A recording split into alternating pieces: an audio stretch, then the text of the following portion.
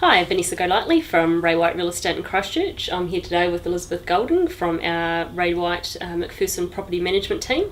Elizabeth's going to talk to us today about some tips for purchasing an investment property in Christchurch.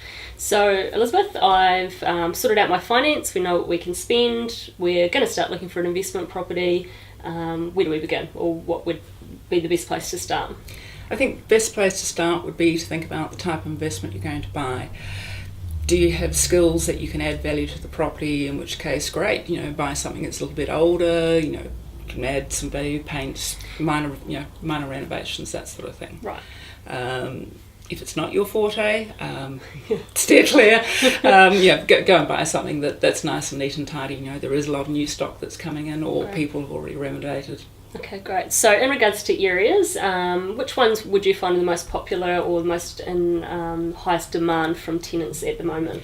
High demand areas are obviously areas that have had growth, as the city has changed. Certainly our Addington, Sydenham areas have had good growth, and our rents and things have improved there. Hornby, high, and into that Wigram pocket as well. Definitely solid areas still are always good family areas. Our Avonhead, Burnside, Maryvale, getting into good school zones. Right, okay, no, that's fair enough. So in regards to what type of property, obviously, budget depending, but am I better to go for a smaller, nicer property, or is it more about, how many bedrooms the property's got and how much of a return we're going to get from it? I guess it depends on what your strategy is. Your yield, at the end of the day, probably we're getting 5 to 6% on the current market, but some people are thinking longer term. So if you're buying something perhaps as a land bank, big land, small house, you might not necessarily get the cash flow, but you're going to get good capital improvement. Other properties, again, if you're looking just for a revenue stream, good tidy, things that tickle everybody's boxes, good bathrooms, good kitchens, good garage and good access. So in regards to good bathrooms and kitchens and things like that, Elizabeth, there are some properties which you can buy as an investment and they are more affordable because they're perhaps not in such good condition. So how much money should we be spending on an investment property? What are the minimum standards that tenants would be expecting these days, and also us to get a reasonable return? I think fresh, clean, it doesn't necessarily have to be immaculate, but tidy. Ceilings that aren't peeling, mould damaged. You want people to think, gosh, I could live here. It's not a really cold and damp house. All those sort of telltale signs detract, if people are looking through. So it's nice and easy to maintain. Is there good ventilation? Is there good heating? Those sorts of things. It doesn't have to be brand spanking new, but just tidy. Okay, good. So it's worth definitely spending a bit of money on a coat of paint or something like Absolutely. that. So maybe factor that into the purchase price. Yeah, definitely.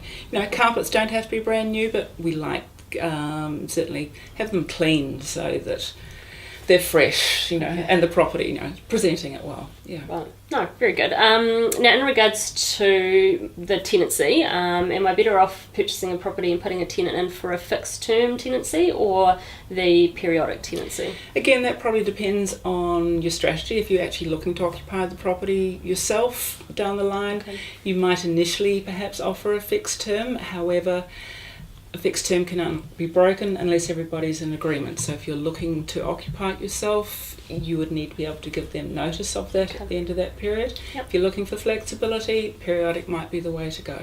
Okay, great. Now, any other sort of tips or recommendations when we're out looking for a rental property? how would we know what a property is going to potentially rent for if we're looking at buying it? It's really well worth perhaps even contacting our office if you were seeking or talking with your sales agents. Get a good comparative analysis of what the market is doing. We provide rental appraisals for all our sales team.